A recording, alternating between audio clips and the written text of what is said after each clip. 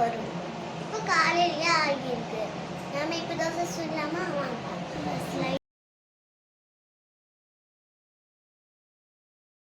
நம்ம கொஞ்சம் நெய் போட்டுக்கலாம்.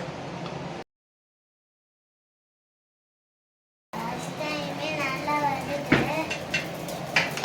பண்ணியாச்சு. ஃபர்ஸ்ட் டைமே நல்லா தான் வந்திருக்கு. நான் பேப்பி போடலாமா?